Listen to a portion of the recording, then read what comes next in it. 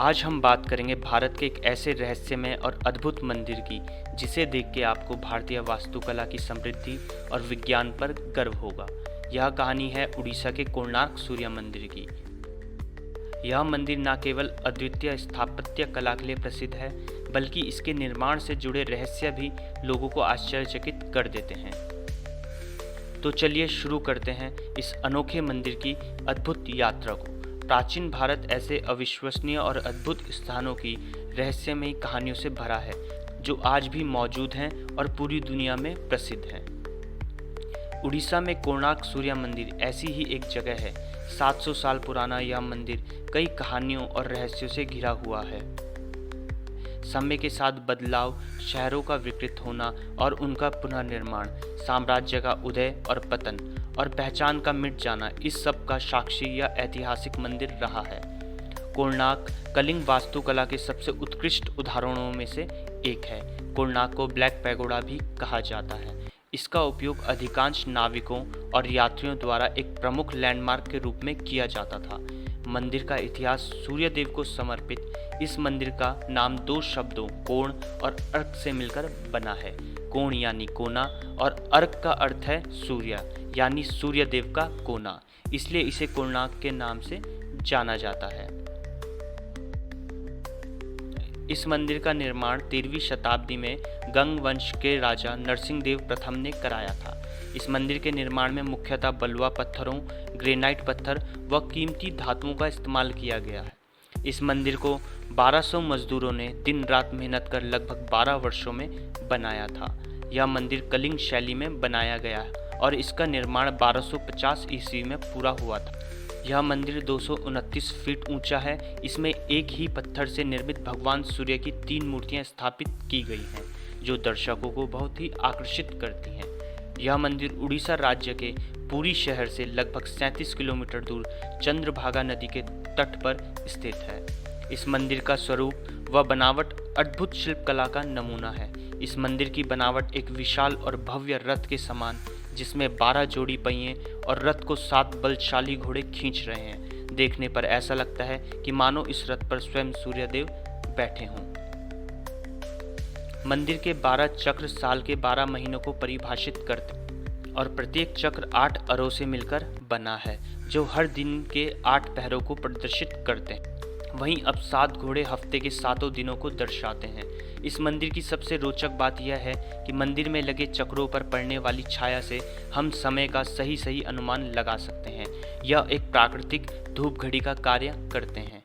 मंदिर का मुख पूर्व की ओर है और इसके 3 महत्वपूर्ण हिस्से देवल गर्भगृह, नाट मंडप और जगमोहन मंडप एक ही दिशा में हैं। इस मंदिर का सबसे बड़ा रहस्य यहाँ की चुंबकीय ताकत है। प्रचलित कथाओं के अनुसार मंदिर के ऊपर 53 मैट्रिक टन का एक विशाल प्राकृतिक चुंबक लगा हुआ था, जिसका प्रभाव इतना अधिक प्रबल था जिससे समुद्र से गुजरने वाले जहाज इस चुंबकीय क्षेत्र के चलते भटक जाया करते थे और इसकी ओर खींचे चले आते थे। इस जहाज़ों में लगा कंपास गलत दिशा दिखाने लग जाता था, इसलिए उस समय के नाविकों ने उस बहुमूल्य चुंबक को हटा दिया और अपने साथ ले गए। इस मंदिर का सबसे आकर्षण पहलू यह था कि इसके निर्माण में चुंबकों का इस्तेमाल हुआ था, जिसके कारण भगवान सूर्य की मूर्ति हवा में लटकी हुई प्रतीत होती थी। जैसे ही आप मुख्य मंदिर में प्रवेश करते, आपको बीच हवा में तैरती हुई एक लंबी मूर्ति दिखाई देती। यह कई वर्षों तक एक रहस्य बना रहा कि ऐसा कैसे संभव हुआ।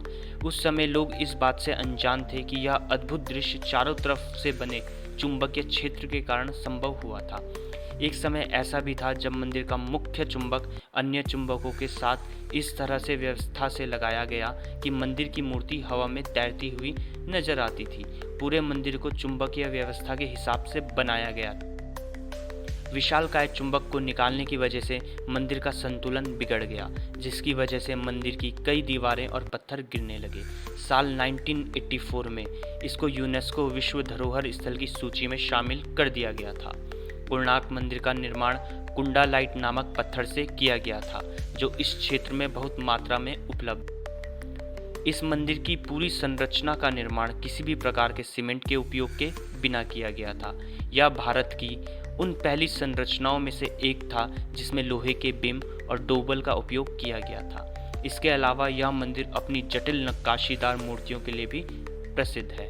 मंदिर की लंबी वक्री संरचना यानी कि विमान जो इसकी मुख्य संरचना थी वर्तमान में मौजूद, और ऐसा कहा जाता है कि यदि आज यह बची होती तो कोणार्क मंदिर पुरी के जगन्नाथ मंदिर से भी ऊंचा होता।